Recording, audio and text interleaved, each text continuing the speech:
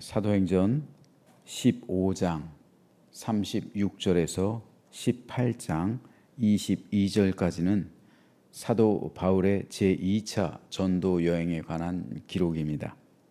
바울의 제2차 전도 여행의 목적은 1차 전도 여행 때 세웠던 교회들을 돌아보고 견고히 더욱 세우기 위함이었습니다. 그래서 바울은 바나바가 떠난 구브로를 피해서 바나바와 반대길로 돌아가게 됩니다. 그래서 내륙으로 가죠. 가장 먼저 루스드라 그리고 더베로 갔습니다. 오늘 우리가 읽은 16장은 그 여정에 관한 기록인데 5문단으로 나눌 수가 있습니다. 5절까지는 바울과 디모데의 만남과 할례 시행 및 갈라디아 남부 지역에서의 사역에 대해서 기록하고요. 6절에서 10절은 마게도니아인의 환상 그리고 바울의 전도여행 진로 변경에 대해서, 11절에서 15절은 바울 일행의 빌립보 도착 및 자주장사 루디아의 회심을, 16절에서 40절은 귀신 들린 여종 축사로 인한 바울과 실라의 투옥 및 빌립보 옥중 이적 사건을, 35절에서 40절은 빌립보 관리들의 공식 사과와 바울과 실라의 명예로운 석방을 기록하고 있습니다. 오늘은 이 가운데서 1절에 대해서 잠시 살펴보겠습니다. 바울이 더베와 루스드라에도 이르매 거기 디모데라 하는 제자가 있으니 그 어머니는 믿는 여자요 아버지는 헬라인이라. 오늘 본문 1절 여기서 보면은 바울이 더베뿐만 아니라 루스드라에도 이르렀다고 기록하고 있습니다. 즉 누가는 바울이 특별히 루스드라라는 도시에 이르렀다는 것을 강조하고 있어요. 왜 그러냐면 제1차 전도 여행 때 바울이 돌에 맞아 거의 죽을 뻔한 도시가 있어요. 그 도시가 바로 루스드라예요. 사람이 그런 일을 겪으면 두려움에 사로잡히죠. 때론 공황장애에 시달리기도 합니다.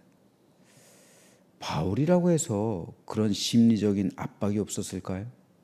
아무리 바울이라고 해도 자기가 돌에 맞아 죽을 뻔했던 그 장소를 지나간다는 것은 끔찍한 기억을 떠올리는 것이기 때문에 충분히 두려운 상황입니다.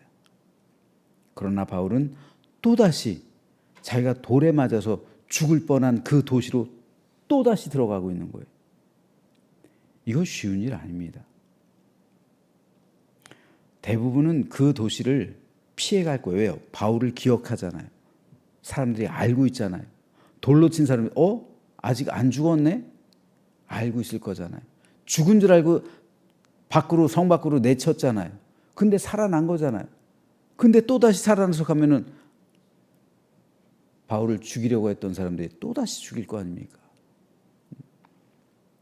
그런 심리적인 압박을 바울이 견뎌내고 있는 거예요. 그리고 또다시 그 루스드라로 들어가고 있는 거예요. 선지자 이사야는 이렇게 말한 적이 있습니다. 좋은 소식을 전하며 평화를 공포하며 복된 좋은 소식을 가져오며 구원을 공포하며 시온을 향하여 이르기를 네 하나님이 통치하신다 하는 자의 산을 넘는 발이 어찌 그리 아름다운가. 선지자 이사야는 말하기를 복된 좋은 소식을 전하는 자의 발이 아름답다 말했습니다. 이 발은 그냥 발이 아니라 산을 넘는 자의 발입니다. 이사야가 말하는 산을 넘는 자, 산을 넘는 자의 발 할 때 이 산은 시온산이에요. 그런데 시온산으로 가기 위해선 유대 광야를 통과해야만 됩니다. 그런데 이 유대 광야에는 맹수들도 있었고요, 강도들도 있어요. 강도의 구렬, 즉 강도들이 살아가는 그 굴들이 있었어요. 예수님께서 말씀하신 선한 사마리아 사람의 배경이 되고 있는 것이 바로 이 유대 광야예요. 그런데 복음을 전하기 위해서, 다시 말해서 순례객들은 이 복된 좋은 소식이란 뭡니까? 자기에게 생명이 임한 소식, 그 소식을 듣기 위해서, 그 소식을 전하기 위해서 그 하나님의 성전이 세워져 있던 시온산으로 가야 되는 거예요. 근데 그 시온산으로 가기 위해서는 유대 광야를 통과해야 되는 거예요. 유대 광야를 통과해야만 영광스러운 하나님의 성전에 이를 수가 있는 거예요. 그렇기 때문에 그 발은 복된 좋은 발이 되는 것이고, 좋은 소식, 생명의 소식, 기쁨의 소식이에요. 그곳에서 여호와의 성전을 지키고 있는 그 레위인들, 그들이 기쁨으로 맞아주고, 또한 이들을 서로 축복해주고, 이런 관계를 누리기 위해선 반드시 유대 광야를 통과해야만 됐습니다. 바울 역시 그랬어요. 복음을 전하기 위해서 자기 생명 걸고 하나님 나라에 이르기 위해, 하나님 나라로 이르기 위해서는 반드시 먼저 유대 광야를 통과해야만 한다는 겁니다. 바울에게 있어서 루스드라가 바로 이 유대 광야 같은 곳이에요. 그곳에서 바울은 강도를 만나서 거의 죽은 것과 다름없었습니다. 하지만 그럼에도 바울은 또다시 루스드라로 들어갔던 거예요. 이것은 아름다운 발이에요. 구원의 복된 소식을 가져오는 생명의 발입니다. 우리 교회는 이제 기도하는 교회라는 바탕 위에서 전도하는 교회로 나아가야 합니다. 하나님께서는 우리 모든 성도에게 전도의 사명을 주셨어요. 근데 여러분, 전도하는 게 쉽습니까? 절대 쉽지 않아요. 그 사명 온전히 이행하는 과정 가운데 때로 두렵기도 하고요, 때로 모욕을 당하기도 하고, 때로 자존심이 상하기도 합니다. 심하게는 트라우마를 경험하기도 해요. 하지만 그럼에도 불구하고 또다시 바울처럼 그곳으로 들어가는 용기와 결단, 이로써 그곳으로 다시 향할 때 그 발이 산을 넘는 발이 되는 것이고요, 생명과 구원을 가져오는 축복의 통로가 되는 거예요. 저는 저와 여러분 모두가 이렇게 쓰임받게 되기를 주님의 이름으로 축복합니다. 그래서 바울은 또다시 자기를 죽이려고 했던, 만나기 싫었던 루스드라로 들어가고 있는 거예요. 왜냐하면 거기에 바울이 세웠던 교회가 있고 몇몇 성도들이 남아있고 그들과 만나기 위함이고, 또 그곳에 있었던 다른 사람에게 복음을 전하기 위함이었죠. 생명을 걸었던 겁니다. 그런데 바울이 이렇게 자기 생명 걸고 또다시 루스드라로 들어갔을 때 어떤 일이 생기냐고요. 다시 한번 1절 말씀 읽어보겠습니다. 바울이 더베와 루스드라에도 이름에 거기 디모데라 하는 제자가 있었다. 바울이 복음을 위해서 자기 생명 걸고 또다시 루스드라로 들어갔을 때 디모데를 만나게 되었어요. 만일 바울이 트라우마 때문에 루스드라를 피해서 다른 도시로 갔었다면 디모데를 만날 일은 없었을 겁니다. 놀랍게도 디모데는 루스드라 출신이에요. 바울은 복음으로 인해서 고난도 많이 받았어요. 하지만 그 가운데서 바울이 위로를 받고 견뎌낼 수 있는 힘을 얻을 수 있었던 것은 성령께서 좋은 사람들을 많이 만나게 하셨기 때문입니다. 바울이 다메섹 도상에서 눈이 멀었을 때 하나님께서 바울에게 만나게 해주신 사람이 아나니아예요.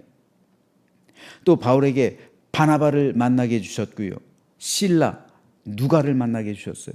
그리고 루스드라에서 디모데를 만나게 해주셨어요. 그런데 이 만남의 과정들 보면 대부분 고난 가운데 만나게 해주셨어요.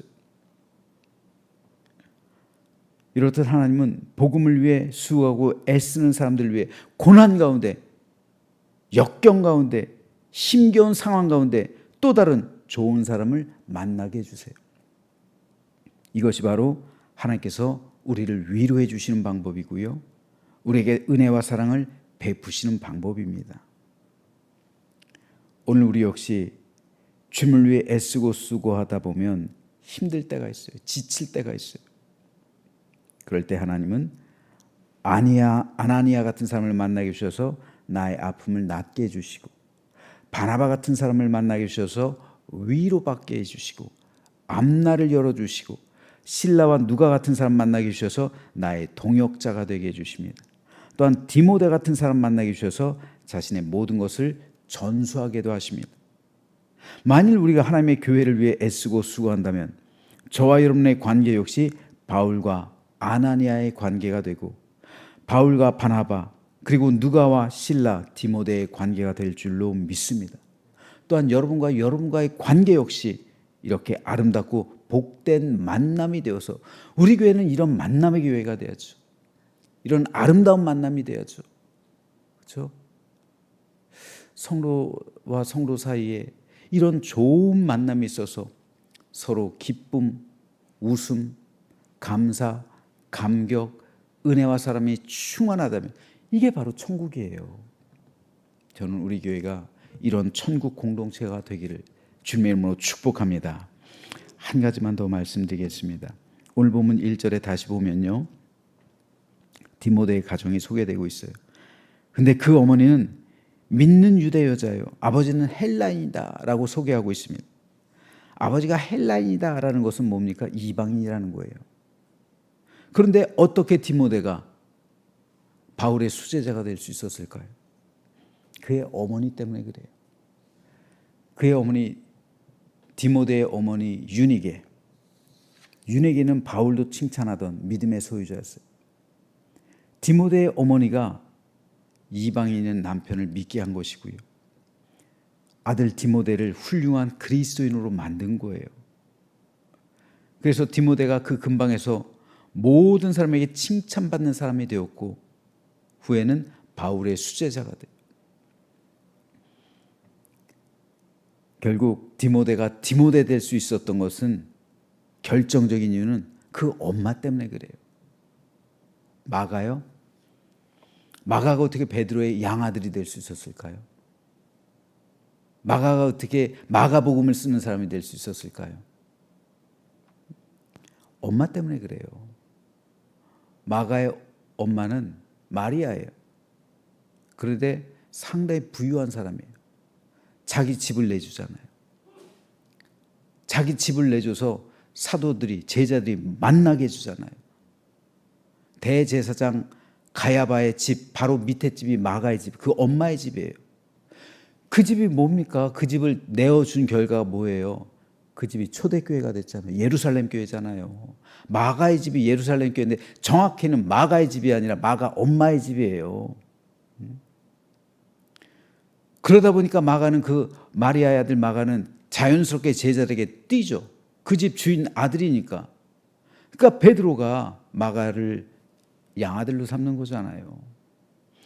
결국 그 자신의 집을 내준 그 마리아, 그 집이 초대교회가 되잖아요. 예루살렘 교회가 되잖아요. 그 집에서 성령께서 임재하신 거잖아요. 그리고 그 아들 마가는 제자들과 교류하게 되고 결국 베드로의 아들이 되잖아요. 엄마 때문에 그런 거예요. 엄마 때문에. 성경에는 수많은 믿음의 사람들이 기록되고 있는데 그 뒤에 엄마가 있어요. 모세 뒤엔 요게벳이라는 엄마가 있었어요. 사무엘 뒤엔 한나라는 엄마가 있었어요. 고대 교부였던 어거스틴 뒤엔 모니카라는 엄마가 있었어요. 웨슬리 뒤엔 수산나라는 엄마가 있었어요. 오늘 본문의 디모데 뒤에도 유니게라는 엄마가 있었어요. 마가의 뒤에도 마리아라는 엄마가 있었어요. 그렇다면 여러분 뒤엔 누가 있습니까? 우리 뒤에도 대부분 엄마가 있었을 거예요. 제 뒤에도 그렇습니다. 근데 중요한 것은 여러분의 자녀 뒤에는요. 여러분의 자녀 뒤에는 누가 있습니까?